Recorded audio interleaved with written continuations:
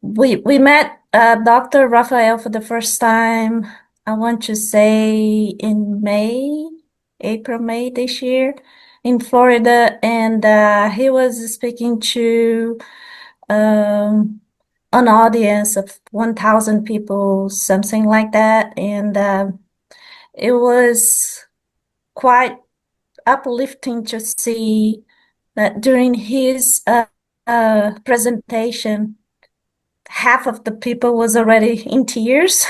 By the time he finished, everybody was uh, so emotioned, and everybody really wanted to talk to him and see him and say thank you.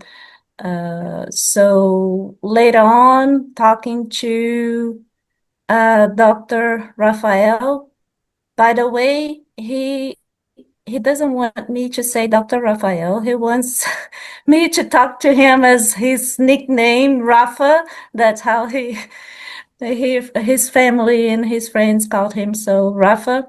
And so later on, talking to him, we invited him to come over here to the Spiritist Center. It was an amazing presentation, amazing meeting we had here in Houston. And um, again, it was a complete success. And the good thing is he's putting all his learnings in a book.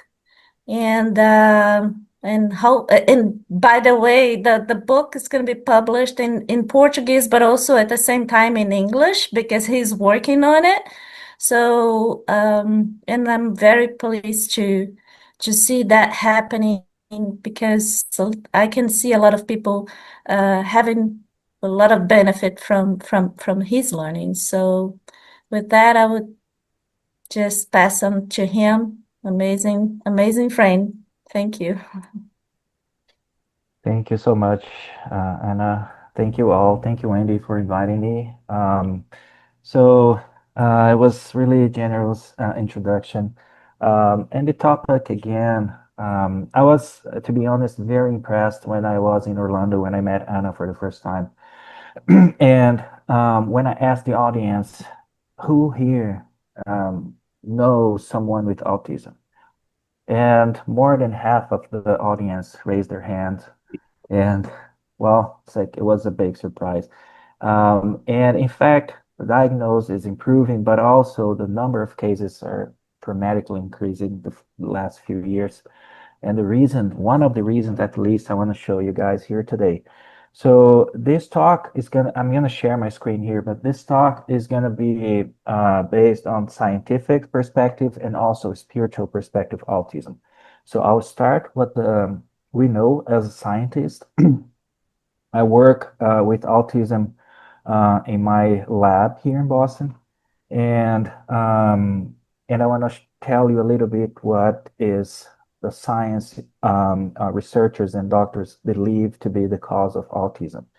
But then we go to the bottom of it, which is the spiritual reason or cause of autism. So with that said, I want to share my screen. I think it's easier for everyone to follow, especially because we're going to touch on some scientific concepts here that may be a little hard for some of you guys. It's like maybe not everyone understand this terms, but please feel free to interrupt me and ask questions if you don't understand what I'm going to say. So the title, as I mentioned, is Autism Through the Lens of Science and Spirituality. So I believe that um, there is no way for science to move on and continue to progress if it doesn't understand the spirituality, because the spirit is the reason, is the root of everything. So it's gonna get to a point where everyone in the community, scientific community, is gonna be stuck. Something needs to change, and this level actually it's coming because more and more researchers are now getting to the idea that there is something else beyond this body. So, but for those who are not familiar with autism, I'm going to start with some basic concepts. So, what is the autism? What is autism spectrum disorder? So it's, as you may know, a developmental condition that leads to communication, social, and behavioral challenges. So I want to say it, I say in every talk I give about autism that ASD is not a disease. So if you have a child or someone you know that has autism, they're not sick. It's just a um, um, developmental issue. But then you say, okay, but they don't act normal like the other kids. Well, what is normal? What is normality? So we call normal what most of us are used to. So for those autistic kids, the way they live is normal. We are the strangers, the weird ones. So that's something we need to keep in mind. Another thing that I wanted to be clear here is many parents with autistic kids feel guilty because they say, well, I passed my genes, my bad genes to these kids, and that's why they have autism. And that happened to other diseases too. But again, autism is not a disease, and the genetic component, it's important, but it's not as we think it is. I'm gonna touch a little bit on that subject as well. But you know, my journey on autism started actually since I was a child. So 40 years ago in Brazil, in Minas Gerais, in a small town there, I had all signs and symptoms of autism, and nobody could diagnose me. That name that even exists at that time for most of doctors in that area. So I had to, to grow and with that, and it was pretty hard for my parents to understand. And and this is, something that today I like last year I was diagnosed with autism, and then I actually everything made sense. But what actually made me get into this field was when my triplets were born in 2018. So I always tell this story because this is fascinating even today. So they all came to me in dreams, and they all told me they would be my kids. But one of one of them, the boy who actually I remember it vividly, he was walking to me in my dream. So my wife didn't know she was pregnant. I didn't know she was pregnant, even though we had done IVF. But the chances, my wife was 39 years old at the time. And the doctor were very clear and said, well, you have like 20% chance to get one kid out of these three embryos we're going to implant in you. Because only three. She got four after all the hormone therapy, four eggs, only four eggs, and only three fertilized. So those three are the ones they implanted on her. And then I asked her, the doctor, so what are the chances, all of the three, to be alive? And there she laughed and said, well, no, it's like winning the lottery. So don't think about it. It's less than 1% chance. And then I said, okay, so that's fine. But I honestly didn't believe she was pregnant. So it was 1 week after that that the dreams started. And I had three dreams. I'm going to tell the one that is the boy who came to me in my dream, and he was walking. He was like 25 years old. And he came and said, hi, my name is Copernicus Popolus, and I'm coming from the ancient Greece to be your son. And then I said, well, that's such a weird name. So the only thing I was thinking about at the time is like, I can't give you that name. That's so weird. And he laughed and said, no, I'm not here because of my name. I just need you to work some things out with me. And I said, what do you mean? And he said, well, I'm very smart. I'm a very intelligent person, but I have a deep problem in connecting my brain with my heart, which means I have problem with my emotions. And that's what I need you to work with me. And then I said, well, okay, that's fine, but I'm not going to call you Copernicus Popolus. And then he said, okay, it doesn't matter. I don't care. I said, okay, but I'm going to give you a Greek name, which is Lucas. Is that okay? And he said, well, that's perfect. So that the dream was gone. And then we found out she was pregnant and they were born on March 20, 2018. And when I first looked at Lucas, I saw in his eyes, and I told the nurse that was right beside me, he was on the NICU, all of the three, obviously, they were premature. They were in the NICU for 2 months. But when I look at him the first time, I told the nurse that was taking care of him, I said, well, I think this boy is autistic. And then she said, how do you know that? I said, well, I had a dream and I told her the dream. And then time was passing by, and then they're all followed by doctors. And one day, when the doctor did some tests, and then they said, well, your son is actually autistic. I said, well, it's fine. I know it. They said, how do you know it? I said, well, that's okay. It's a long story, but I accept it. And that's actually a big, big mission I have with my wife. And turns out that my second daughter, one of my daughters are also autistic. So I'm a father of two autistic out of three. But they are all in a mild spectrum.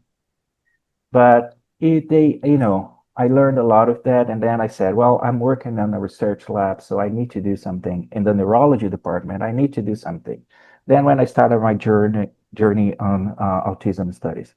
But then, I could clearly see those kind of symptoms with my kids and signs, especially with Lucas. So sometimes hyperactive, sometimes depressed. Um, he used, he didn't like me or my wife to touch him. Can you guys imagine that? A baby. He he didn't like it. He cried when we touched him. So that was like really painful to leave that experience. But then everything made sense because, again, he told me he couldn't connect his brain with his heart. So his emotions were somehow problematic. And so then, we began to work. If all the ABA, all the professionals that used to come to my house, and also we used to bring him to the spiritual center. It was the beginning a nightmare, but then eventually it turned out that today he is the most emotional and caring of all three. So somehow we managed to teach him to deal with his emotions.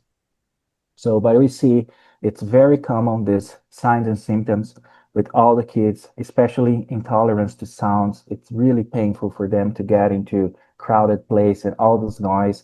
And then they just, they don't want to hear it. And the parents feel uncomfortable because everybody looked at the kid and said, well, you don't educate your kid well.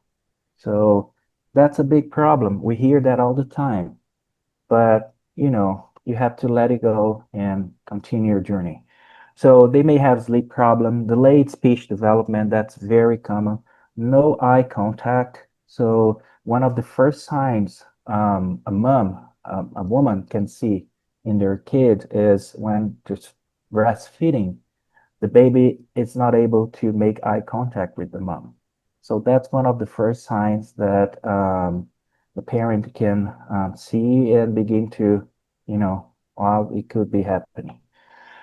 So, and now after 2013, so the World Health Organization changed a little bit how we classified autism, but now we have three functional levels, level one, two, and three. And it goes like it becomes harder as the level increase. So level one required like minor support, level two requires substantial support, and level three, very substantial support. So in level three are those kids that they really can't, they can't socialize. They have severe deficits in communication. Most of them are nonverbal, so they don't speak at all. It's really hard to keep them, focusing or studying or doing anything. So those kids are really it's very complex to deal with them. So on the other side, and the ASD level one, it's very manageable. Those kids can grow up like normally. They learn how to deal with their own emotions, and they can actually learn how to socialize and have a normal life, even though some limitations may still occur. This is important because when you talk about a spiritual perspective of autism, these two different levels are going to tell us a lot. Who are the spirits incarnate in those bodies? What's the difference between a spirit that incarnate in an ASD level 1 body versus an ASD level 3 body?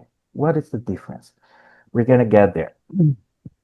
So, but the scientific point of view, and this is I would say the hypothesis that I work in my lab is called maternal immune activation hypothesis. I'm not sure if you guys have ever heard about this, but this is something fascinating. So, because, I can induce autism-like symptoms in mice with the same thing that I'm gonna describe here. So you can imagine a mouse, autistic mouse. So it's so interesting because they have repetitive behavior. They don't socialize with other mice. They are anxious, sometimes depressed, exactly the same symptoms and signs we have for kids. And this is because of this hypothesis. So how does that work? So imagine that we are, nowadays, and that's one of the reasons why I personally believe the cases of autism it's increasing considerably.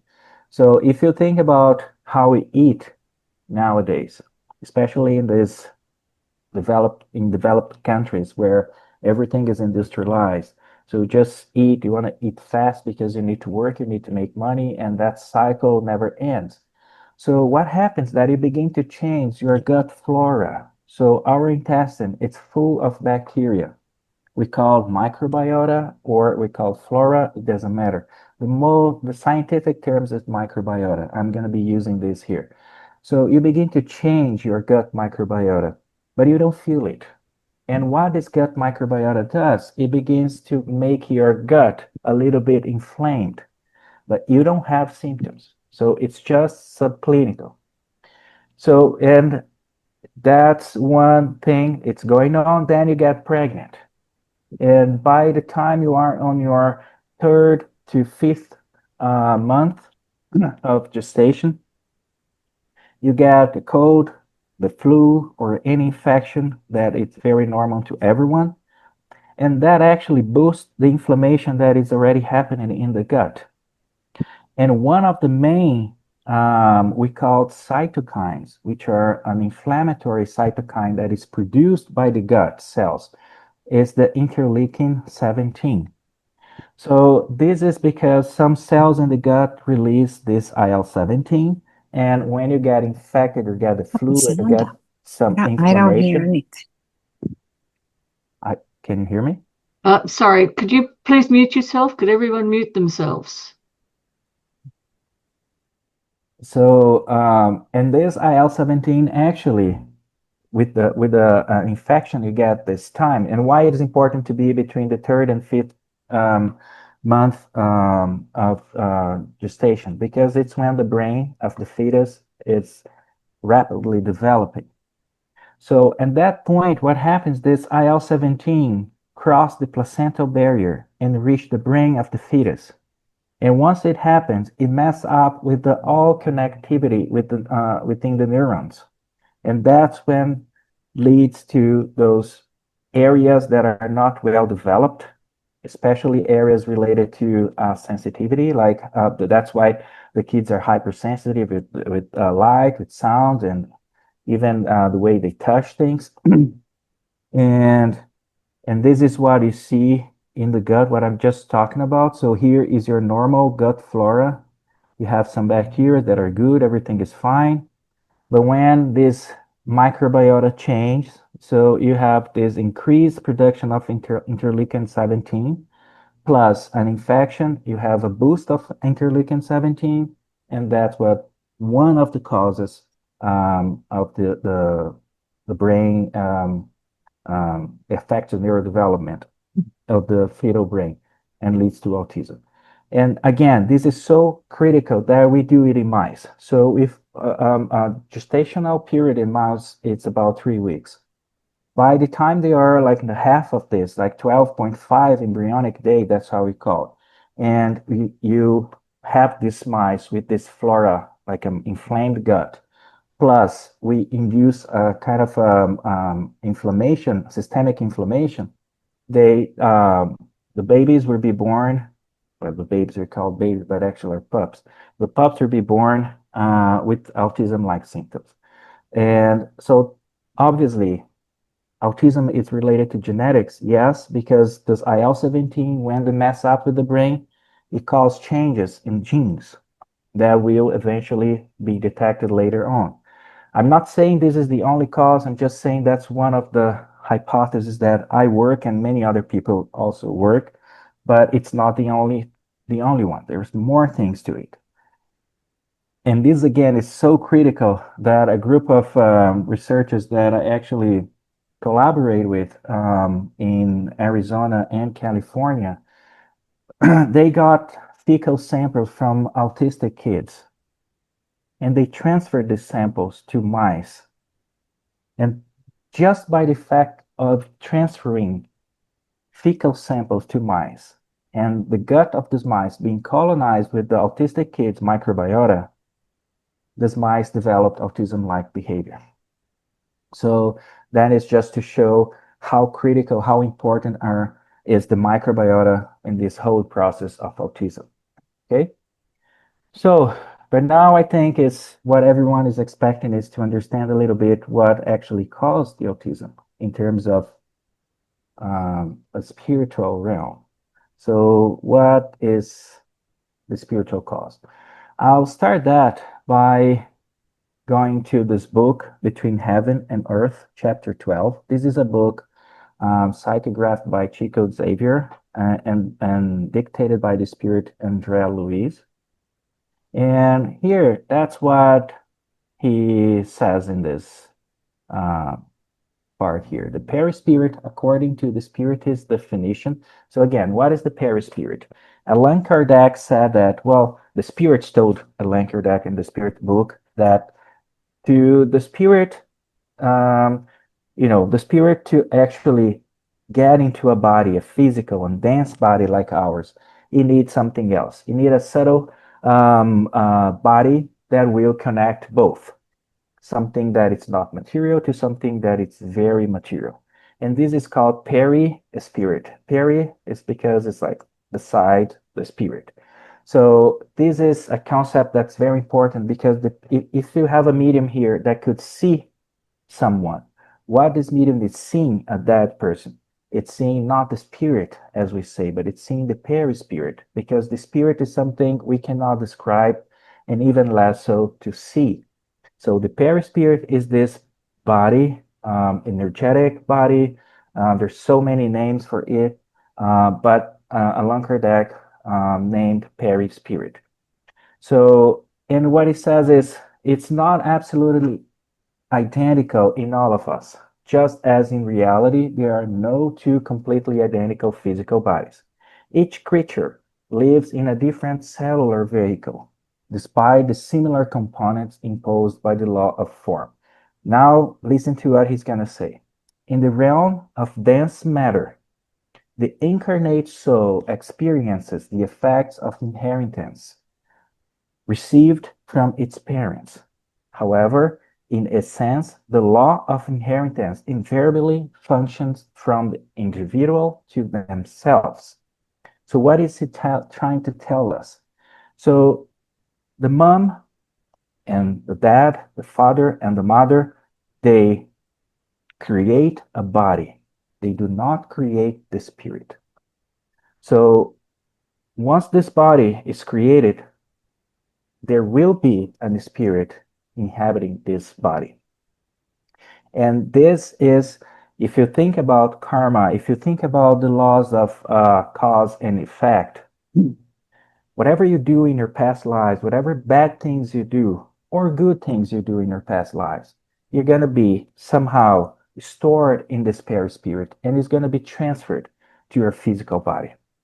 So in a way that what he says, the law of inheritance invariably functions from the individual to themselves.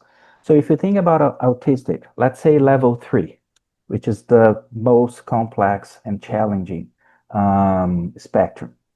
And you say, why this kid has this such bad spectrum and such a hard life, hard time living in this body? So it's not because of God's fault, or it's not because of your parents' fault. It's just because of your own fault. So if you plant something, you have to harvest the same thing. If you sow orange, you're gonna harvest orange.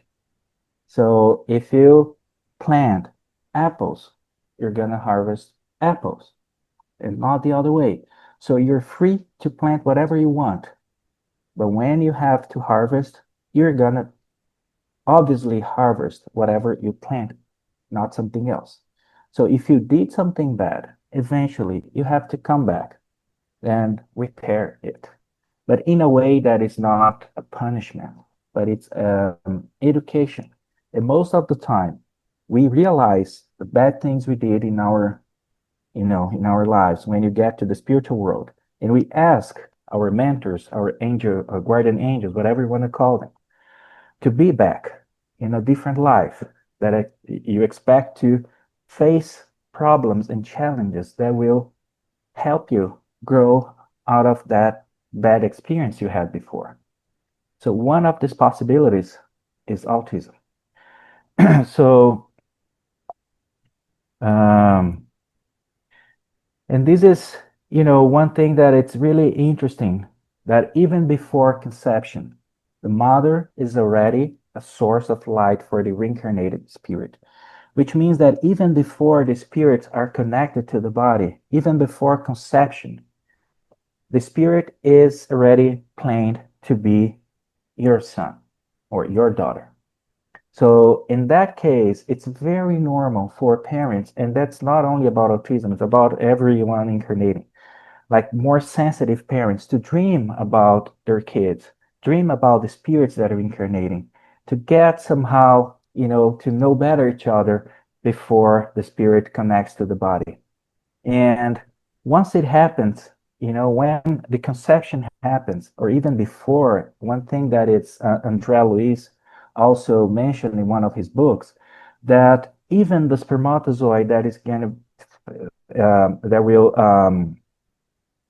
um, fertilize the egg, it's not by chance, as science says. So in science, if you talk to a doctor about that, you say, well, the spermatozoids actually, they're going to be in a race, and the one that gets to the egg first will fertilize that egg. But in fact, it's not the way it is. So the egg that is produced by the woman has a magnetism that attracts that specific spermatozoid. It's not something that happens by chance. So it's all about vibration. It's pure physics. There's no mysticism here. So if you have something that somehow a sort of vibration, a sort of frequency, a symphony, with the same the spermatozoids, the millions of spermatozoids that are coming toward that egg. So that specific one that has the perfect syntony will fertilize that egg. So it's not by chance that you have a kid with autism, or if you have a kid with any other condition. This was determined. It's not a mistake. It would never be a mistake. So here's what I'm saying. This is the perispirit, and here's the fertilized egg. So the moment that that spermatozoid actually fertilized the egg, everything from that point on will be directed by that incarnating spirit. Have you ever thought how a single fertilized egg can become a human being? How the cells know they need to be neurons, they need to be intestinal cells, they need to be skin cells. How do you think they know that? So it's not something that happens randomly. The chances of things to go wrong, if that was the case, would be huge. But in fact, the spirit intelligence that it's incarnating, it actually dictates every single movement. And if you think about a spirit that has guilt or something, I would say a stain or a problem in some areas that correlates with the bad acting and the past lives, this will be imprinted in this process, the embryogenic process. And some of them will actually cause mutations, some of them will cause, mismatch, and the, the baby will be born with this or that problem. So again, even in that stage, it's not your parents' fault, it's not God's fault, it's the spirit controlling its own fate. It's since the moment the egg is fertilized. So in that sense, you see in the book Genesis by Allan Kardec, that's what he says. To be more precise, it must be said that it is the spirit itself that shapes its own covering the body and adapt it to its new needs. It perfected, developing and completing the organism as it feels the need to manifest new faculties. In short, the spirit molds the body according to its intelligence. I'll repeat it. The spirit molds the physical body, according to its intelligence. So I put this picture here just so you can see what I'm talking about. If you look about the brain of this first Australopithecus, and then Homo habilis, and then Homo erectus, then Neanderthal, and then the Homo sapiens, you see how the brain physically changes.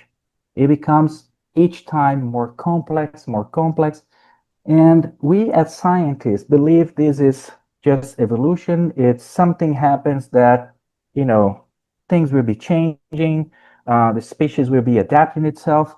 But the truth is, the spirit that is incarnating in these bodies are dictating every single cell or controlling every single cell of the body, and especially the brain, which becomes where the mind and the soul connects to the body. So I'm not sure if this is too complicated. I'm not sure if you guys are following. If you have any question, please feel free to do so. And another important thing, like Divaldo Franco, one of the greatest medium of all times, that recently passed away. In this book, published in 2004, called Planetary Transition, and the spirit is Manuel Filomeno de Miranda. So he tells us that there's much more evolved spirits from other worlds are reincarnating on Earth to aid in moral as well as the physical evolution of his inhabitants. So what is he saying here? The planet Earth got to a point where it needs to transition from a planet of trials and expiation to a planet of regeneration. So the planet, according to Allan Kardec and the spirits, and also in the Spiritist book, it also evolves with time. So it starts there like a primitive world, goes to trials and expiation, and then regeneration, and then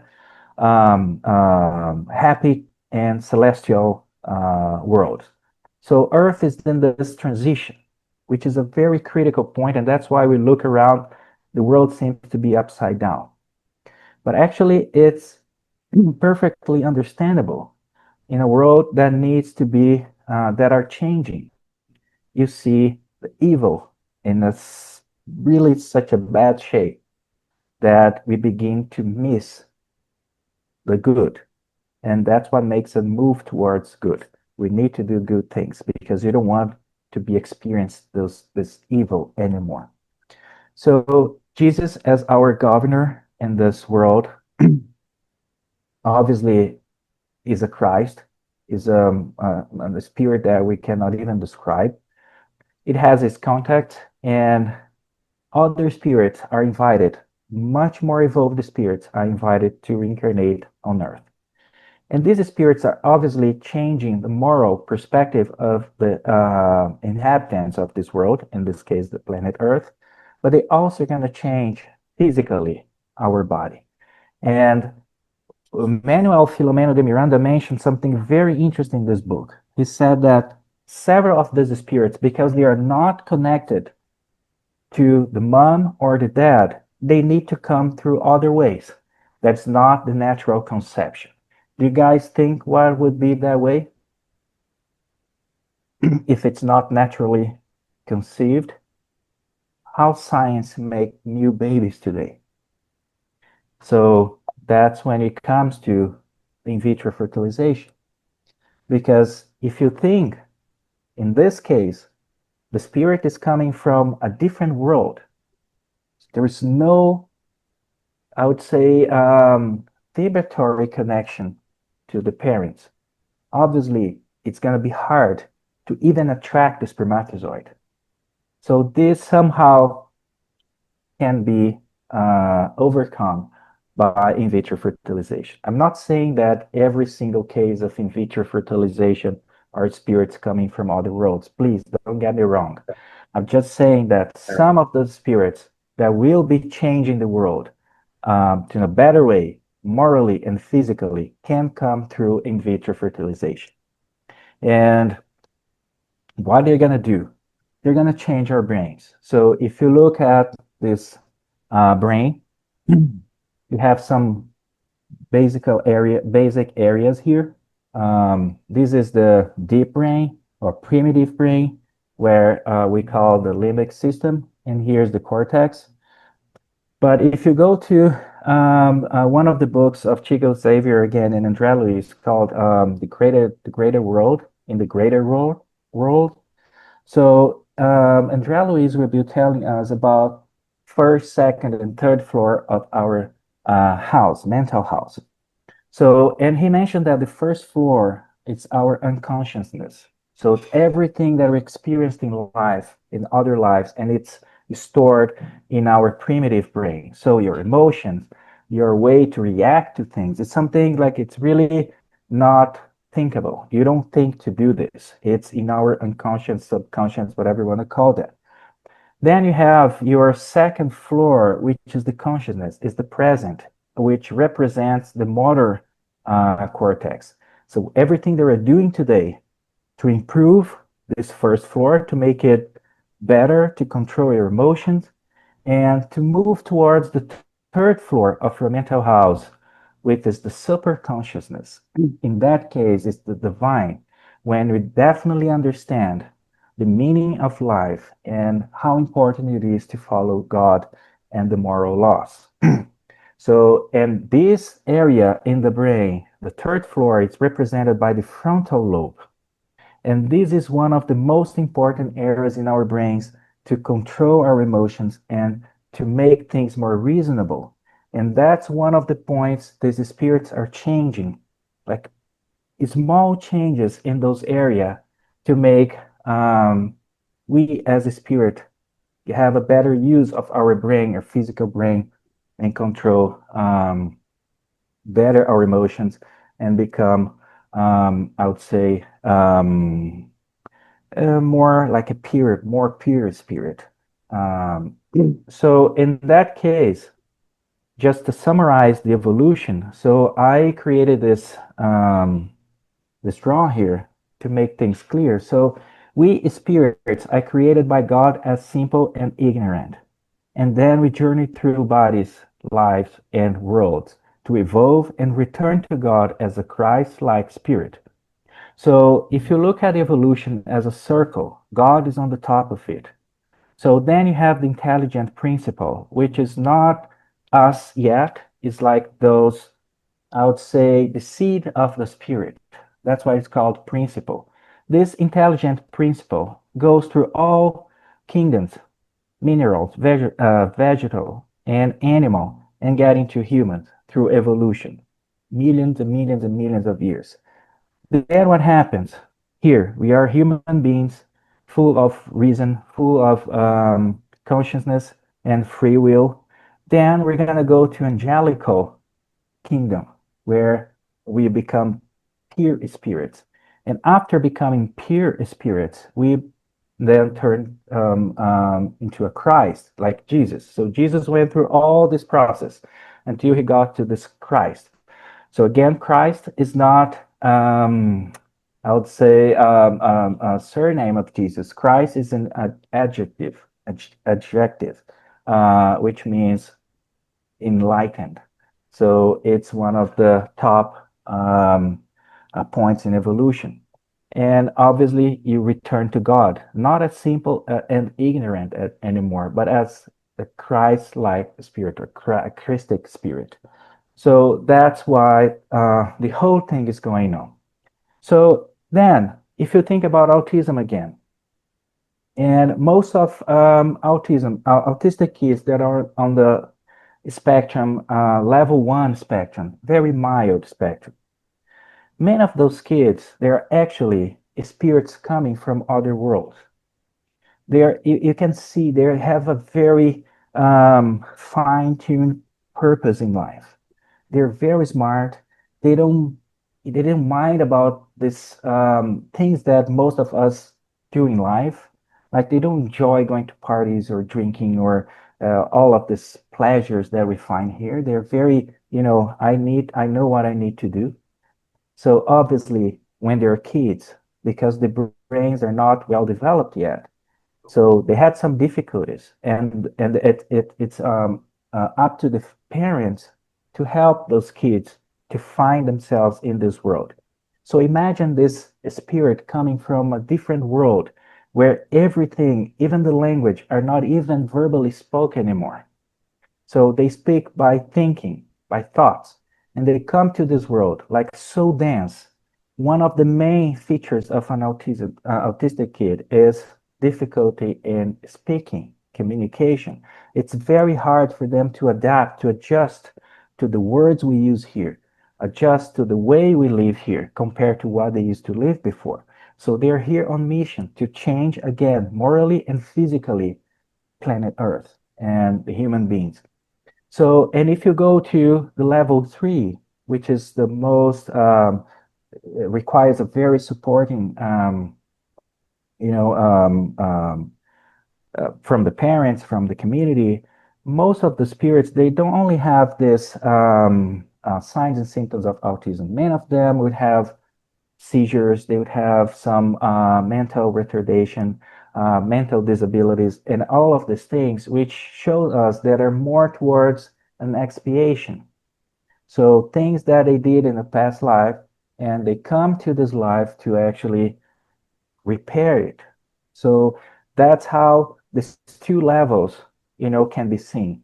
And again, this is just to make it a little clear, but what I want to say is that it's not a rule, and this is my opinion. So it's very hard to see in books, especially the old spiritist books by Chico Xavier and Divaldo Franco and other mediums telling about autism. So you probably hear or see people saying that autistic kids, they're all are spirits that committed suicide in a past life, so they're here to repair. I think that's very drastic, and because the spectrum is so broad, it's not how it is. So then, Manuel Filomeno de Miranda, in that book I just mentioned you, Planetary Transition, tell us other spirits are coming, and they're coming through IVF, and obviously they're going to face difficulties and challenges in those dense bodies. Like imagine yourself going to a primitive world where you need to inhabit a body of gorilla.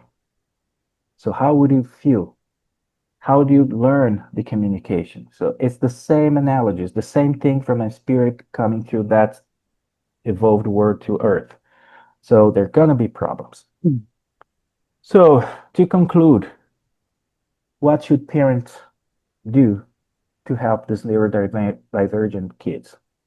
So one of the things that I did, and we still do, me and my wife, to my kids, every time they go to sleep, we talk to them. today more like my wife. But in the beginning, um, when they were like deep sleep, we used to come to them and say, "Hey, Lucas, we love you. We are here for you. You don't need to be afraid of living in this world. You are here. You're going to be protected. You're going to help you everything we possibly can to make your life better and happy. So live, please live your life." And we do it every single day. And it changes. And it changed dramatically. It may sound silly, but I would recommend everyone that is listening to me now, or they're going to listen later on, that have a kid with autism. It doesn't matter the age. When it's in deep sleep at night, just go and talk to them and show your love. That's what they need. And that's why I end this by saying simply love. So how can parents help their kids with autism? Simply love. Understand them. Understand that that specific kid is not going to be the same as your neighbor's kid that is on the neurotypical. It's going to be different, but that doesn't make him bad. It makes actually you mom, you dad as superheroes, because life is going to be very challenging, very difficult. But I having an autistic kid in the family is not for people who want them, but for people who can deal with that situation. So I think for all parents that have autistic kids, so just thank God. Thank God for having the opportunity to, be around those spirits. They can teach you a lot, and you're going to definitely learn a lot of them. With that being said, I thank you all for the time, for patience, and sorry for any language barrier. I'm a Portuguese speaker, but I hope I could, send the message that I wanted to. Thank you very much, all. I'll stop my screen. Okay. Wow, that's all I can say. A wonderful, wonderful presentation. Um, Dan, you've got your hand up, and can I ask you to moderate the questions for us? Sure, I'll be glad to, Wendy. Um, yes, thank you, Rafael. That was, in fact, a wonderful presentation. Um, I have been fascinated with the work of Diane Hennessy Powell, with the children she's worked with that have culminated in this telepathy tapes series.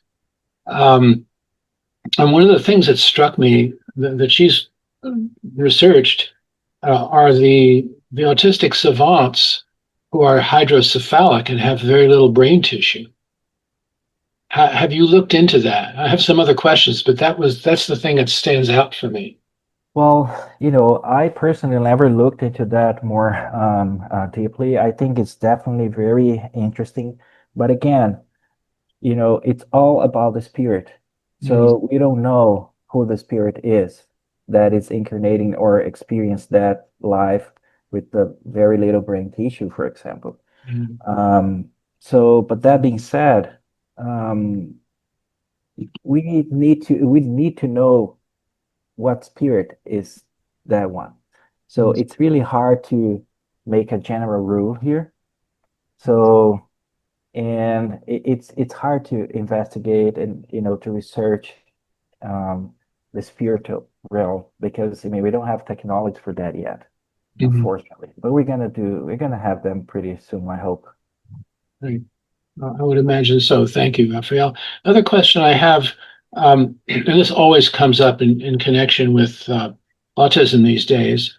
I was wondering if you had found, and I don't have any bias on this one way or another. I want to be clear about that. Have you found any connection in your research between the allegations of that vaccines have an effect on rates of autism? So if you think about what I just showed you, that autism starts during gestation, during pregnancy. Yeah. So you would assume that vaccine would not interfere in anything. In Mm. fact, that I like the question a lot because I'm totally in favor of vaccine Mm. because vaccine for many centuries saved lives and not lose them. So if you think that a child is born with autism, the child is born with autism. It Mm. doesn't matter if you vaccinate it or not, it's already with autism. It's the same thing as I was in Anna's center there in Houston that I mentioned. If someone is born homosexual, Mm. it's born homosexual. It's not going to turn into a homosexual during life. So then how can you possibly cure someone or how can vaccines affect that Mm. person? So it's Right. the same thing. No, I understand that and I accept that. The only thing, uh, one of the claims have been that autism somehow suddenly appears. No, it's not true. So you've found in your research that the No. sudden appearance of autism is just. It doesn't sort of appear. It's just you begin to diagnose some later, some earlier, Right. but the baby is born autistic. Right. So if you pay attention, even in early days, the first days of life, you're gonna realize something is different. But Mm. many parents, they don't want to accept that. They don't want to think their kid may have autism, so they just overlook it, right? So again, I never found any relationship between vaccine and autism. Okay, thank you. Lynn. Hi. Oh, thanks, Raphael. That was really good. Um, I've got a son who's 36, and just in the last few weeks, he's come to me and said he thinks he's autistic, which the penny actually dropped because I thought, yeah, actually, that makes a lot of sense. So I guess my question is, how do I go forward supporting him now at this time of life? So how old is he? 36. 36. So I mean, if he made to 36 and he has a normal life and work, has these challenges, there's not much you can do but understand his limitations. So that you're gonna say something else? Um, well, I guess I feel like he could live a better life, I guess, what Yeah. is what I'm saying. So in that sense, one of the things you can do is find like a psychotherapist, for example, who could help him understand better how to deal with his own challenges. Because, the challenge an autistic person experience, it's a normal typical person wouldn't understand. No, It's really hard. yeah, So then it's important to find professionals who could help him. If he has like a spectrum that is level 2, for example, which requires yeah, a moderate support, yeah. I think you would put him at level 1. I mean, he is level functioning. 1. Got Yeah. those other things where he needs to be alone. I mean, So my son said that he's lazy, but now I see he's not lazy at all. yeah. He just needs to separate No, and be. I can be the example here. So I found out I'm autistic last year. I'm 42 now. Mm, So would that change anything to me? Oh, it just say, well, it made everything makes sense now for yeah, everything I experienced before. But I have my limitation. Yes, I come to people when I realize they're becoming a little bit uncomfortable around me. I say, well, so this is what's happening. I'm very methodical. I have my routine. So if you begin to feel that you are, for example, in my house and I'm hosting you, and I begin to feel a little stressed because I want to do my things the way I do. So please understand, it's not mm. about you. That's what I would say. It's just because I'm on the spectrum, and for me, that's how things work. So I'm sorry, but now I need to do this. If I don't do this, I get crazy. So So for yeah, many people, will experience differently. yeah. Right? So maybe encourage him to talk about it to other people too, to let them know. Exactly. Yeah. Yes, Okay. because that's perfect. That's something you say, well, if you're feeling uncomfortable, I just want to tell you that um, I'm on the spectrum, so it's not about you. So I'm sorry if I somehow, explain the situation. Yeah. That will Okay. make him more comfortable and everyone else also more comfortable. Yeah. Okay. Thank you. It's a great presentation. Thank you. Anna, you wrote something here. What was that? That was all. Thank you. Thank you. Yeah. Thank you, Peg. Oh, excuse me, Lynn. Thank you, Lynn. Peg, you're next. Confuse me. I wanted to ask you because I think you alluded to it, but I want you to talk more about how it is related to DNA. Mhm. So genetics. So this is something, well, if you think about those level 3 autism, so the changes in genetic would be bigger than level 1. So for all genetic studies we have so far, we don't find a single gene that relates to autism. It's actually a polygenic condition. So, and even the one that are most incident, that had the most incidence is like 3%. So we cannot say autism is caused by genetic mutations or changes. What I think and is that during the brain development of the fetus, there are some epigenetic changes. So epigenetic is another concept that relates to genetic, but it means like there are changes in factors that controls the genes. So eventually, some genes that should be transcribed will not be. Some genes that that would be transcribed or shouldn't be transcribed, they will be transcribed. Things like that that is controlled by these factors. So eventually, there are going to be changes in the genes, but it's not something that your mom or dad will pass on. Like you have, let's give a simple example, Duchenne muscular dystrophy, right? So that the condition that the baby eventually can lose all the strength, muscular strength, and stop walking and things like that. That's caused by a specific gene, a mutation in the gene that produces the protein called dystrophin. So that's passed by the mother to the kid. So that's why only boys have Duchenne. So this is not the case of autism. It's not a gene that is passed by the mom or the dad to the kid. It's something that happens. We don't know how. And what I propose and many other researchers propose, there are changes that happen because of the inflammation in the mother's body that affects the brain of the fetus. Those little changes eventually are going to turn out to be some genetic landscape. But I wouldn't say this is caused by genetic mutation and that can be passed through by the parents. I Was it? said a little further on that. Yeah. You notice, I've noticed that you see it in families frequently. Mhm. And then would you say that it's likely that those parents are chosen because of that? Yes. Yeah. Perfect. That's what actually happens. It's much easier if you Mhm. have, first of all, if you are autistic and you're gonna deal with a spirit that will be born in a body, autistic body, it would be much better for the kid to have someone who already experienced that. So second, you have, everything ready for that kid to be born in your family. So spiritually speaking, that's what absolutely happened. But when you talk about science, you cannot say that to a researcher, right? So you have to keep trying finding things to explain. But deep down, that's what happens. Absolutely. Mhm.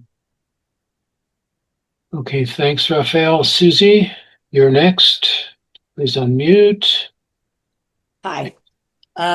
Okay, I'm going to ask several things. I do have an adult child that is autistic. A lot of things going on right now, so I'm going to try to keep it as as well as I can here. But I do agree with everything you're saying. About the spirit.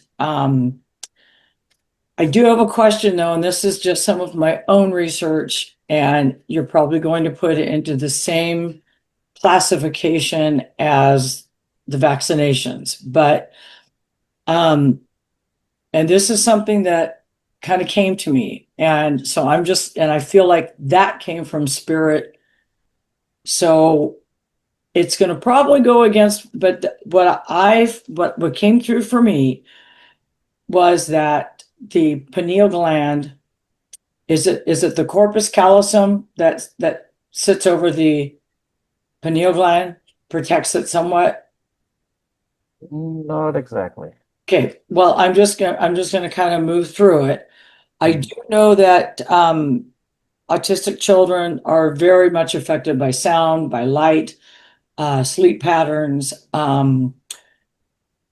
So my question is it possible that the bilirubin lights that are used for children that are jaundiced, and if they have to be under these lights for a very let's just say a long amount of time for a newborn infant, and it, like I said, this came to me that it can possibly alter maybe what form of autism they would have. They've changed how they do the bilirubin lights now, but there's a part of me that feels very strongly that if light can calcify the pineal gland is connected to eyes, third eye. I would think with a newborn being under lights and not the correct kind of light, that could have a huge impact with them as they are. So I don't know if I'm actually asking that as a question or a statement. Comment. Yeah, I got it. Yeah. To see if that is something I'm on track with, possibly. Well, as I said, what everything I told you is just in terms of science is also it being like speculation. We are learning some of those things. So we already proved that interleukin 17 is a major player, but there are other things going on. Okay. So I'm actually one that's usually going to go more from a spiritual side. And this is kind of the first time I've done it more from a scientific. mhm. So I just kind of wanted to throw that out there. I do know that my son had extreme trouble with sleep patterns. Just sounds, lights. Problem was, I believe that he's so lightly, I need to say they at this point, are so lightly on the spectrum that our only child, had no idea, had no comparison. Just brilliant. The kid is absolutely brilliant, but so in his head, so in the head with the thinking. And so the other thing I wanted to bring up, you did mention that they come in as denser matter, right? So that would be like a slower vibratory. Right. I know I'm going a little deep here. Well, I guess what my question is I feel like autistic children are vibrating at a higher frequency, so to speak, and it's the human body that can't quite match up with what maybe they're vibrating with. Well, it's hard to say about vibration in that sense, but based on what I said in terms of other spirits from other world, for example, coming, they have a much higher vibration. Right. Absolutely, yeah. Body, though, would be denser than what right? No, it's definitely denser. I mean, for all of bodies, if you think the body as itself compared to vibration of its spirit, they're always going to be denser. But if they are possibly at a higher frequency than, let's just say, in a joke in America would be than the average bear, Yeah. a little more difficulty connecting. I mean, it could be. We don't, we cannot prove it at this time, but it could be. Okay. So, and I think I had one more question, sort of. And the part of what's happening now, and I'm so happy. Who was it that said that they have a 36-year-old that? Okay, Lynn, I am so happy for you that they're not upset. They're not, because unfortunately, in my case, there's a lot of anger, resentment for not treating it when I guess we should have been aware. And I have found that somatic techniques in therapy work really well with autistic children, adults, because it's through movement and because they like to move. I don't know. In my case, my kid was like galloping all over the house.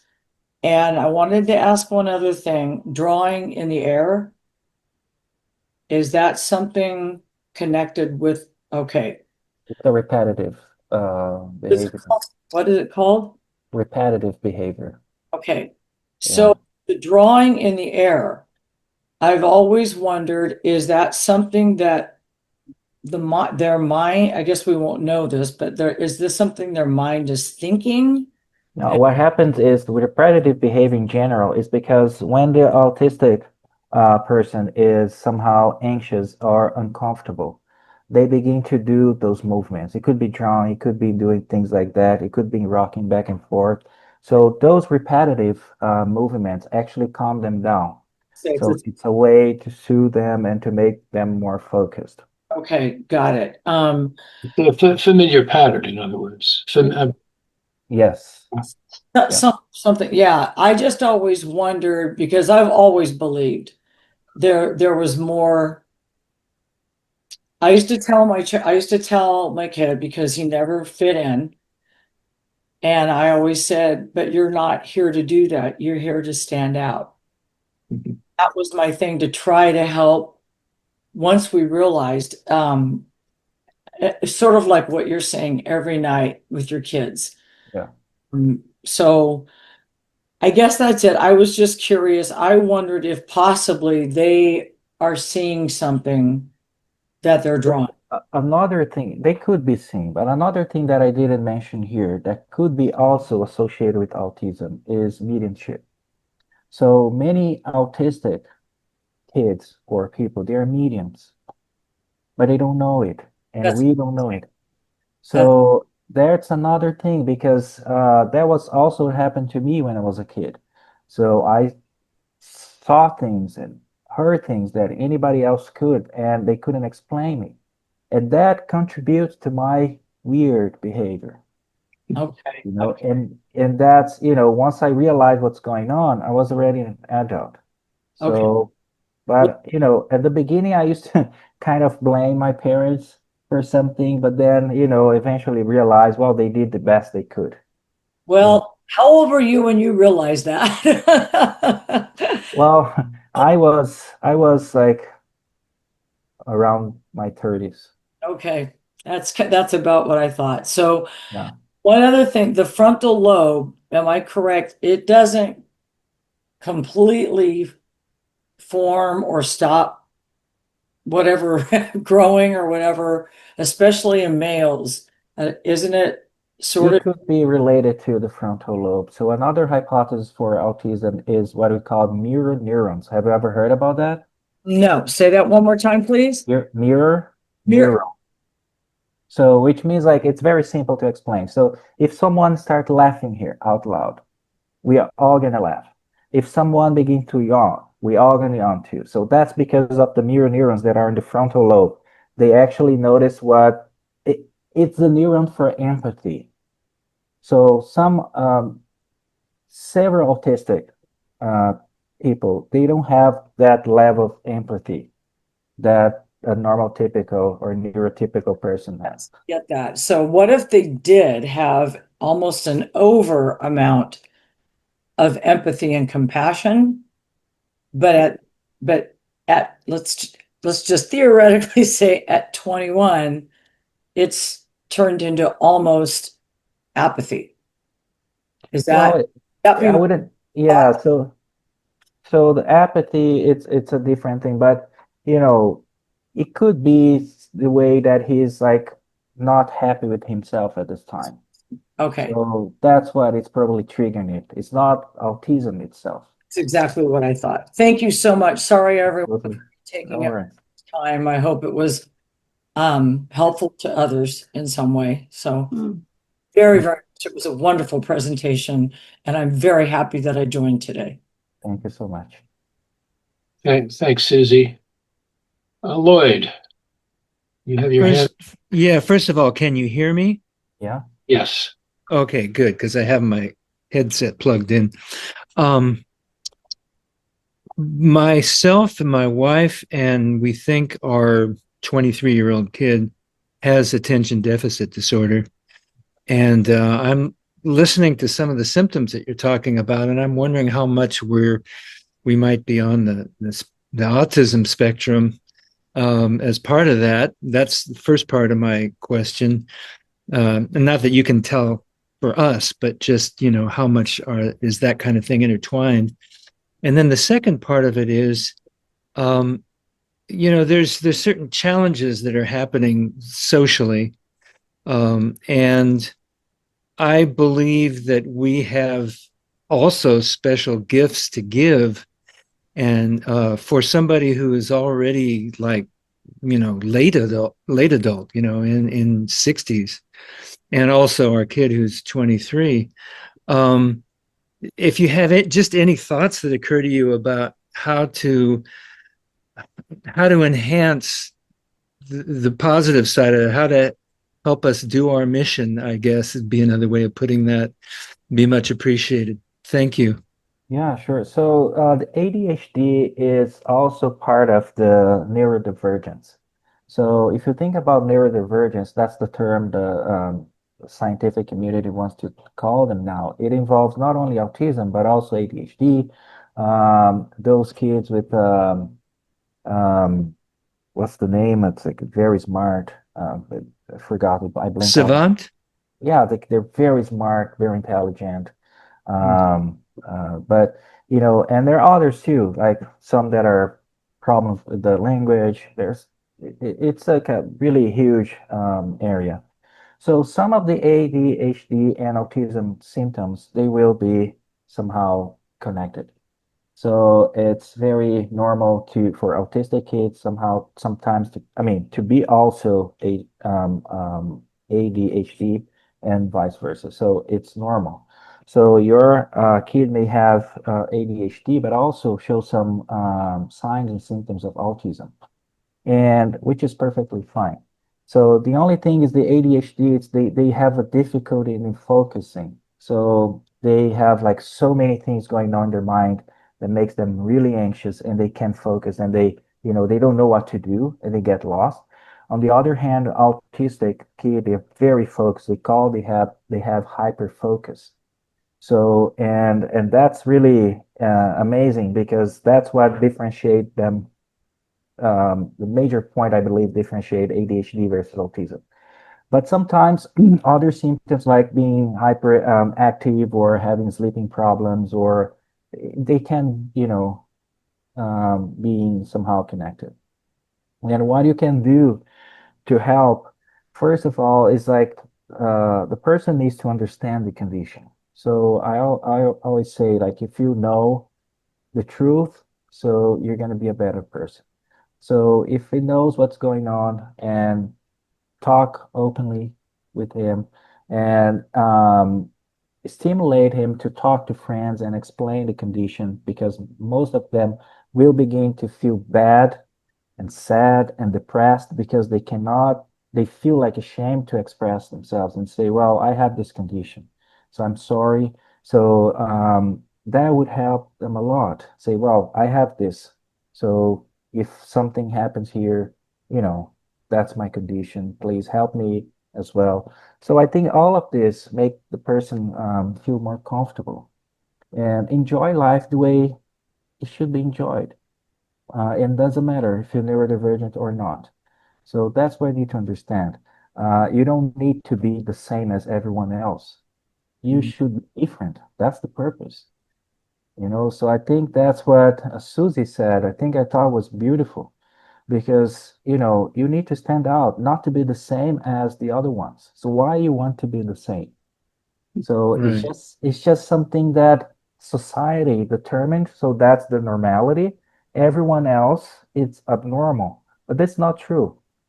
That's not true, right? So that's what he needs to understand. He's special. He's unique the way he is. He doesn't need to be the same as others. Okay. Actually, my wife discovered all of this when our kid was about 3 or 4 years old. So that aspect of it is pretty well handled in our family, Good. really, with all of us. Very good. Yeah, that's Um, important. Yeah, yeah. Okay. Well, thank you. Oh, sure, absolutely. Thanks, Lloyd. Ellen, you're on. Rafa, thank you very much for your presentation. And I know as a scientist, I'm going to say something to you that I hope you will take in. I hope that you haven't decided that your theory is the end of the discussion in terms of your research. I have a dear friend who has a son who's autistic, and we spend time together, the three of us, quite a bit. I'm fascinated with this kid because he does have mediumship. He and I talk about this. He does have mediumship capabilities. There are a couple of things. What's fascinating to me is he's focused more on the darker energies when it comes to the mediumship. So I wanted to just bring that up, but I also want to bring it up because I was kind of going down the same road as Lloyd was going down.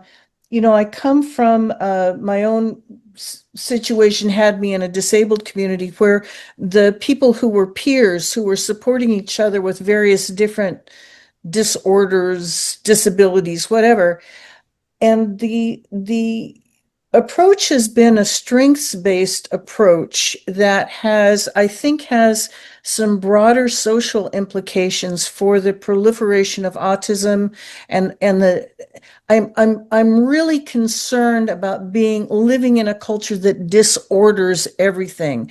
ADHD, autism, everything is a disorder, and we look at these symptoms where I think if in fact, and I'm going to take your theory that these folks are coming in to kind of help us evolve, and Not all of them. Not all of them. yes, but I'm just going to, Some. it Yeah. doesn't matter. From a social point of view, wouldn't it be wonderful if we could focus the research on what the strengths are of these young people, what the strengths are for the people who have these things that we say are not socially normal? Because I think the social norm itself is what the disorder is, in my Yeah, point of view, I and agree. the social expectation. So I just want to bring that in, Rafa, because Yeah. I think as a sensitive researcher, apparently you are, I would hope that we're looking at some of the more broad implications of a Yeah. strength-based approach Well, with this. that's very good. I totally agree with you. And I mean, even the medical community therapies, we call ABA, what do you want to do, honestly, is to make those kids as another kid, normal, what they consider normal. And I agree with you that we should, obviously help those kids to socialize and all this thing, but also strengthen their abilities because definitely would help a lot. But that's usually not what they do. So you see if they're very like into like art or something.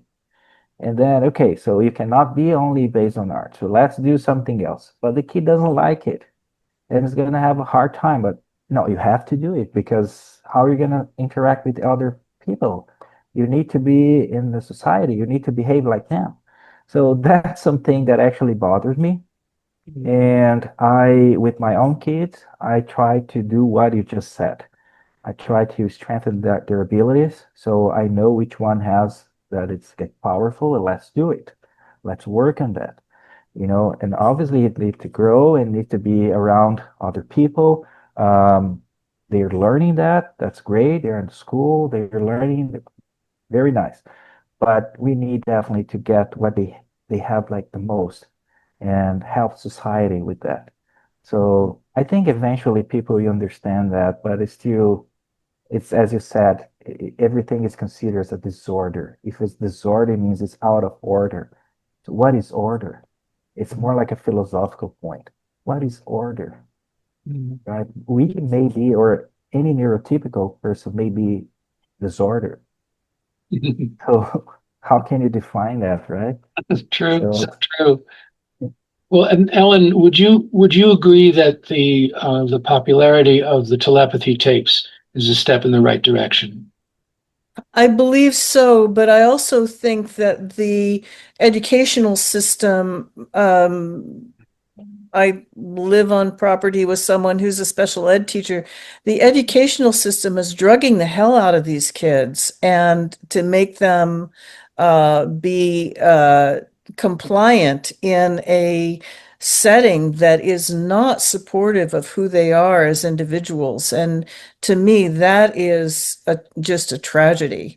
So, yes, the telepathy tapes are making a huge impact, but I also think that we need to look at our social norms and start evaluating whether normal is actually a healthy thing yeah. to expect of anyone, not just children who are Well, neuro. just to give an example, so in my time, so what would be normal for example, my father? He would say, well, I was always very quiet and always very reserved. So when I was 10 years of age, so I what I liked to read was like medical books and things like that. So obviously there was nobody else I could talk to. So, and they felt uncomfortable with that. And what would be normality for them? For me to grow, to become a teenager, to go to parties, to drink, to have several girlfriends at the same time. So, is that really normal? So, so that's, I totally understand what you're saying, and I agree 100% because this is not normality. This is not, right? So, we need to change somehow the mind of the society in a sense. So, very good. Very nice point. Thanks so much, Ellen. Giles, I'm admiring your stratospheric background Ah, photo. please. I wanted to notice something extremely important that Dr. Rafa said, which is towards the end of his speech. He said that the best approach to an autistic child is reading to them, talking to them while they're sleeping. I think this is a very, very important item. I know this because I went to a boarding school and I had a very bad time. And after 2 years, I left and was appointed to another boarding school. And during that interim period, my mother started reading me a prepared script that she had prepared, saying how I was going to enjoy the new boarding school and it would not be like the old one, and this she did day after day. I don't know how long, but it was enough that when I went to the new boarding school, it was successful. So I therefore suggest that a prepared speech addressing whatever is needed, full of love, read to the autistic child or person would have very positive results. And I wanted to essentially remind everybody that that is probably the most important thing to take away from Dr. Rezende's speech, since the rest is up for grabs. And but that is not. That is something that is useful. And personally, I'm an audience of one, experienced it, and it was successful. I can't say that it would work in all cases, but it's a human condition, and being relaxed and in a kind of semi-hypnotic state of going off to sleep and not fighting what is being said. And it's being read with love, because that was the point. That's what you said, Yeah. Raphael. You said, tell them you love them when they're asleep. Well, I'm extending that a bit by saying read them a prepared text and make it a habit and change the text as you go along or whatever. So whatever you feel is the most appropriate. And I think that was a very important point to remind everybody of. Okay, that was it. Very good. Thank you so much. Yeah, that raises the question, maybe, how about poetry? Poetry? Poetry, yes. To read. Oh, you can't mean Shakespearean poetry. Yeah. Not necessarily. Come on, get Maybe real. modern poetry or New Age poetry. So the reason why I mentioned about talking to the kid while he's asleep is because when you talk to a person who's deep sleep, you're actually talking to the spirit.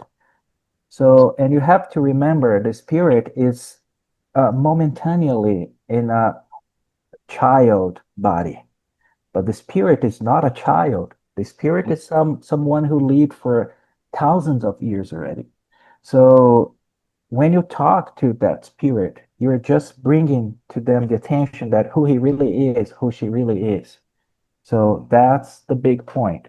So telling poetries are maybe it would work if the spirit is actually into poetry, but for me it wouldn't because I'm not. So so in that sense, when you say about love and you say about okay, be strong, you're telling to the spirit, okay, I'm here. So I'm as a parent, I'm here, and you are spirit, you are, a divine human being. So just, live. And that's my takeaway of that, and actually helps. I should clarify when I said poetry, I really meant the subconscious messages behind it, not necessarily the style or the words of the language. Oh yeah, absolutely. No, in that, yes. So again, you're talking to the spirit. Yeah. So, and not to that body. And, we look at a little body and you say, well, that's a child and it's so cute. But the spirit there, it's not a child, right? It's just somehow blocked to express his or her entirety because of that limitation of the body. Right, for sure. Thank you. Hyacinth, you are on. Thank you. This is very interesting. I'm very interested in the whole topic of autism. And I was listening to a talk recently where this scientist was saying she herself was not only but very gifted with senses and so forth. And she was saying that autism has definitely increased. This was in the US, some 30%, or 30% of children were this. She didn't call them special needs. She said they had special gifts. And she said that she sees it, and this is her senses, that it will be 1 in 2 of people who will have these special gifts. So I asked, is the human body changing? Is the humankind changing? Because it seems to me 1 in 2 is a big change. That's what I believe it's happening.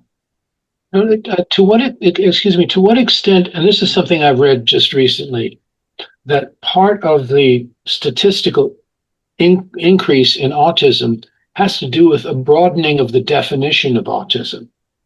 Could be also. Is that something that you've looked into? Yes. So it's not only that. That definitely helped. I mean, it's a factor in this increase, but it's not only that. There's more. You go to elementary school, for example, and you look at the classroom. So half of them who have autism somehow, even though they're not diagnosed yet. So something is changing. Definitely is changing. And what I think is like the humankind is changing too, physically as well. And our body, the way it is not 100% perfect yet. So we need to keep moving. And how? So these changes happen like little by little. It takes like thousands of years to occur, but it starts somehow, and we're beginning to see it And this is eventually, if you could live 1,000 years and look back and say, well, now I know what's going on, what was going on at that time. So the bodies were changing, and now I can see this change. So as Anna mentioned the text, the spirit is not autistic. The spirit doesn't have ADHD. That the spirit is just, again, a divine being experience some challenges to become evolved, to evolve more and more. So, and that's how we try to define science, or the medical community try to define those things that they believe is out of normality. But definitely it is increasing. And there's many other aspects that are going to be discovered in the near future, at least in terms of science. Thanks, Lloyd. Yeah. How do I preface this? In the 1980s, I for about 5 years, I did something called bonding therapy, and it's based a lot on bonding theory, which is that we all, according to this theory, we all have a biological need for physical closeness combined with emotional openness. And this is completely different from sexuality, although that can create emotional openness too, but it doesn't have to do with that. And I found the therapy to be very gratifying. It's like I was missing something until I started doing that. And when I look at this sensitivity to being touched, or to sounds, or things that would create bonding between people, I'm wondering how, when you have autism, do you not have as much of a bonding need, or is it a frustrated need that makes one more hyperactive? And I'm just throwing this out. And No, that's so interesting because there is a series on Netflix. I don't know if you guys watched that. I have to remember the name, but it's about um, autistic adults who will face their relationship. So, and there are three seasons, and basically, they you definitely see they need this to be with other people. They need to be together. So, but they don't know how to do it. And as they don't know it, they become more and more introvert.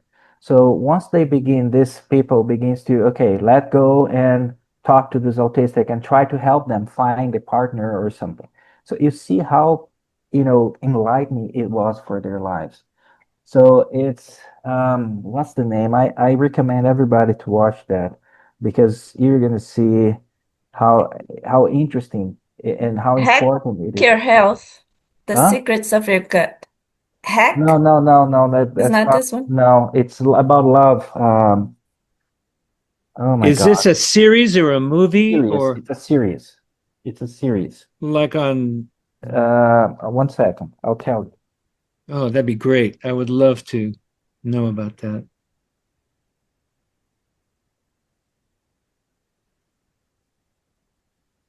I'll find it right now for you because this is really interesting. Thank you. Yeah. So, um, let me see here. I'm going to type it into the chat. Yeah. So let's see the ones that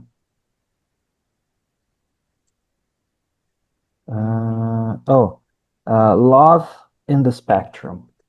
Love in the, well, okay, that's pretty clear. Yeah. Netflix, you said? Love in the Spectrum. Netflix, though? Netflix. Netflix. Oh, that's awesome. Thank you. Yes, Yeah. really. So I'll that check that is out. it. It's gonna answer your question there better than me. Now, is that a documentary series or a A fictional? documentary. A Oh, documentary. wow. That's great. Documentary. Thank you very much. Absolutely. You enjoy it. Hi, I have Wendy, yes. a couple of questions, but first of all, I'd like to bring Susan Barnes in. I know Susan often has to go early, so Susan, I just want to hear more about your proposed work with the Edgar Casey Center. Well, what we're trying to do is we know, especially we know from our own personal experiences, that a lot of parents don't understand kids that show psychic abilities or kids that talk about past lives or information like this. So, I mean, it's really about trying to educate parents that this is not something that's really abnormal. This is something that goes on all the time, and for them to understand. And instead of chastising their kids, talk to them and listen to them. And also, I understand that you can really learn from these children as well, that they have a lot of insight into things that we may not understand. So I just want to try to get a program going to really help to explain to parents, especially new parents, that when these things happen with children, it's not abnormal, that they need to understand it and try to deal with it better. Thank you, Susan. That's fantastic. Well, keep us informed about how you're getting on with that. Rafa, I'm just curious about a few things. With artificial intelligence and the pace of change, is this particularly difficult for children with autism who seem to need stability and routine? Is it sort of For AI, discombobulating? I mean the AI in general, if they would, AI what AI is doing, AI is going to create massive changes in society.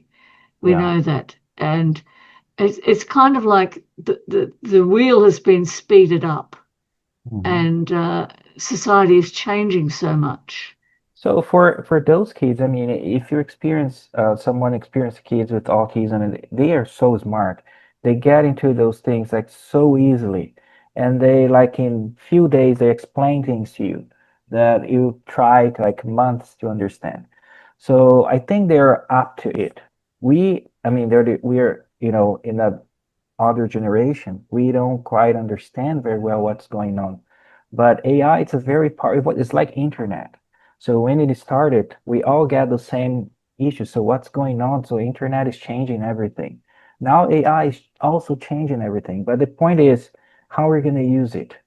So as parents, you need to educate your kids to say, well, do a good use of AI or anything else in your life. Because everything we have, it could be used for good or bad, right? So AI is a very powerful tool that can be used for bad things. But now, if you're a parent or responsible, just teach your kids how to use it properly. But I think the future is, AI is part of the future, and there's no way to get out of it, unfortunately or fortunately, we don't know. Now, I'm also curious about your non-autistic daughter. Is Yeah. she, what has been the effect of her with her siblings? Has she learned? Has she grown? Do you think it's a spiritual pact between them? Obviously, Yeah. they've come in here for different purposes to support each other. Yes, that's absolutely true. So she doesn't have autism, but she has some communication challenges. So, but she is not since the beginning. But they're very close to each other, and it was fun that in 2010 I was still living in Brazil, and I was in a mediumship. Um, kind of meeting. So where mediums go around the table and the spirits communicate, all this kind of things.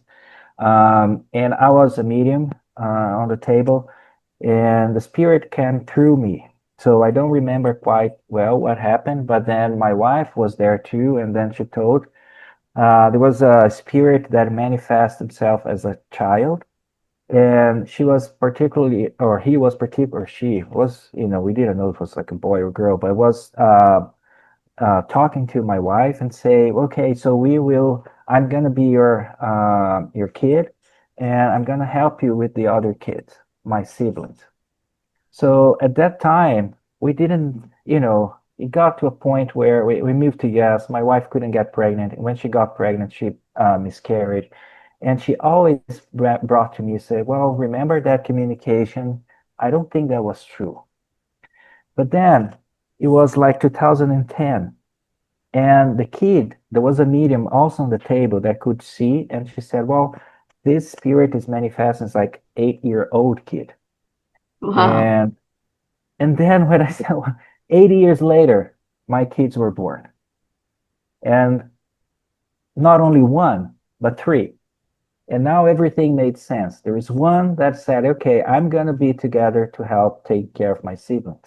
And she's the bossy one. She's the one who actually very strong and protect the siblings. So you see, everything was planned way ahead.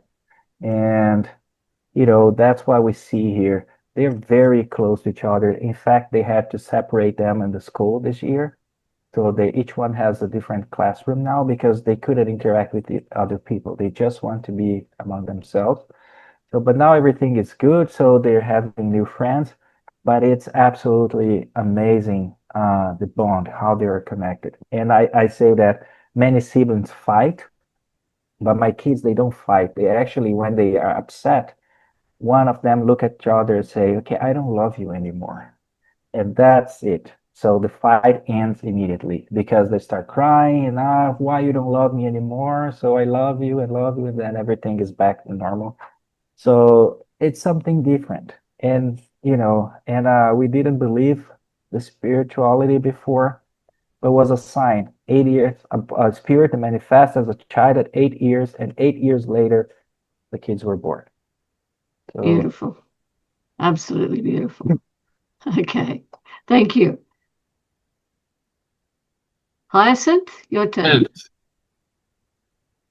Yes, there was just another case. I watched many years ago a program called Les Idiots Savants.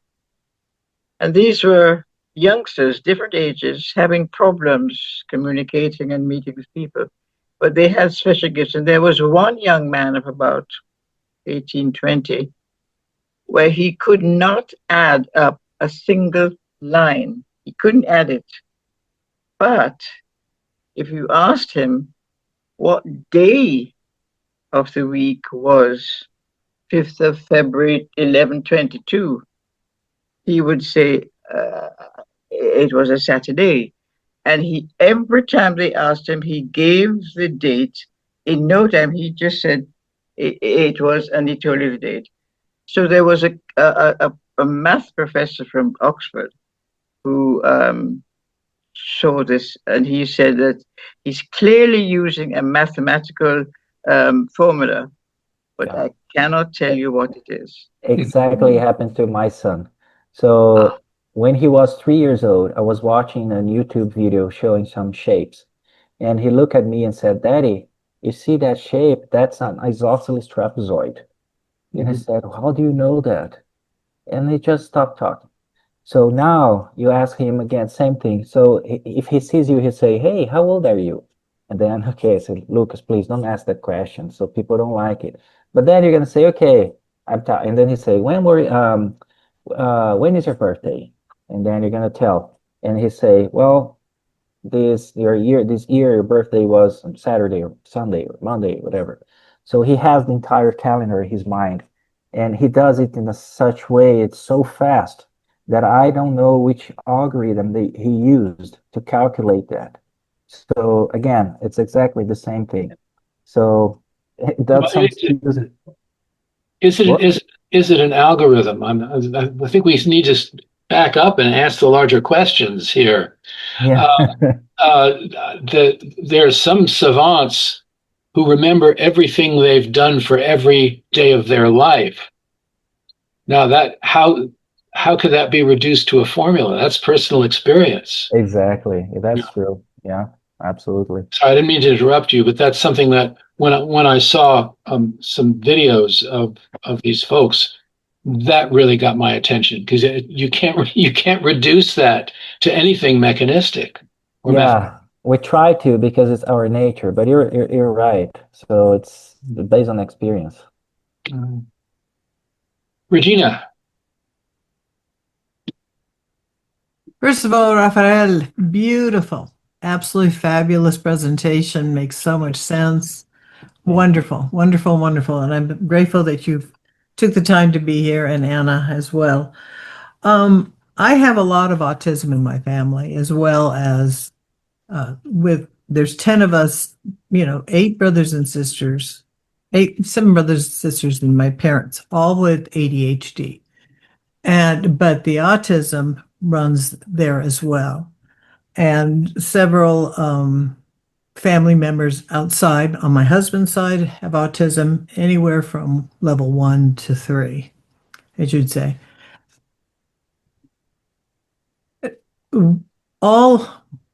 Everybody who has any kind of challenge or difference is not treated any different than the next person. And I think we always have these tests in our families. Well, if they didn't, then we had mental retardation as well. So if they didn't pass the so-and-so test, which was, let's say, the Patty test, if a new friend came into the house who didn't pass the Patty test, they weren't allowed in the house. They had to treat Patty the same way as all the rest of the family. It was just everybody was equal. Everybody got punished. Everybody got loved. And I've always when I hold babies and I look at them, I see their little spirits, which aren't little at all. They're big. And seeing them, and you talk to them and you go, oh my gosh, you're so happy to be here. And I'm so happy to be you just love them and just love on them. No matter what, if they can't be touched, you honor that. And you touch their spirit, because their spirit is still there. So it's wonderful for your presentation. I just love it. Thank you very much. And I'm really grateful that you're doing this work, because we come in all shapes and sizes. Yeah. All shapes. And there is no normal. Once we get out of that habit, I think it's just simply because we have to have some kind of regime in order for us to act as a society. But our society's kind of messy anyway. One of my question I did have is, in your studies, have you noticed that it is greater the neurodivergence considered more significant in one part of the world as to another? Because if you go down to any of the South American or the Americas, everybody's on the spectrum, it seems like, of some sort, and they are happy as can be. And here in the United States, if they have autism or there's a clue that they always say, even when they don't even realize that's what they've got. They go, I always feel like I'm on a different planet. And you go, yeah, I know exactly what you're going for. It's just a clue that they say here in the United States. I never heard that in all my travels throughout South America. Never. It's just, that's the norm, it seems like, to be more creative, more spectrum, more outlandishly intelligent, beautiful people. And it's just interesting. Yeah. Well, that's interesting. I mean, it's hard to know. I mean, autism is everywhere, but in the Eastern, maybe it's not as much as here. That would be my expectation, especially for those people who eat well. So, but it's hard to say. I mean, autism is everywhere, and again, it's a huge spectrum, and those spirits need to be born everywhere in the globe. So there's no specific place, but scientifically speaking, I think for areas where food habit is like it's better, how to eat, how to live, less stress and things like that. So I think the chances of having, especially more severe spectrum autism, would be lower. So that's my expectation. One last thing, Wendy, regarding the AI and stuff, 2 of my nephews started on the computer, could not speak at all whatsoever, and level 3 completely. Couldn't be touched, nothing, but they were both on the computer. And one has got a fabulous YouTube channel that he does, and he has so many that follow him, and parents who are talking to his parents saying, thank heaven. We were afraid that the computer was going to ruin them, blah, blah, blah, but they have found each other. They have found each other. Now he's 22. He works and he still runs these YouTubes because that's where his head is at. But and he can speak a little bit, but if not for the computer, we wouldn't understand. Most of us couldn't understand. So he speaks through the computer, tells everybody things like that. So In fact, there are some people. Just a quick question. Do you mean that he types what he can't speak? yeah. Okay. Yeah. Yep. And he puts on these incredible programs with characters when he needs to outline a situation that he needs help with. Mm-hmm. So, and then he posts these, and other people, his friends, type in on it, and most, they're on the spectrum. It's amazing. It's absolutely amazing how beneficial it has been for them. Regina, is it a YouTube for? Nope, he created his own just a little channel. He started that when he was about 7 or 8 years old. People that are joining or not? It's not like a. No. They're just followers. Okay. Just checking. Sorry. Gloria.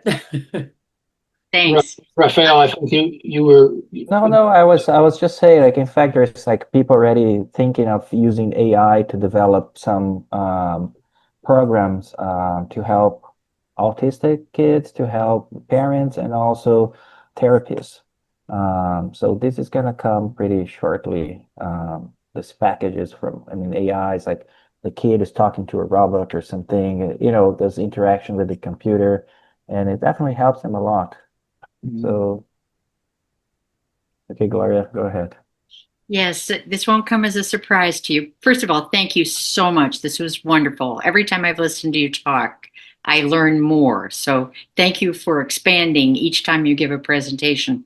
I worked 40 years in academia and higher education, always in engineering and the hard sciences.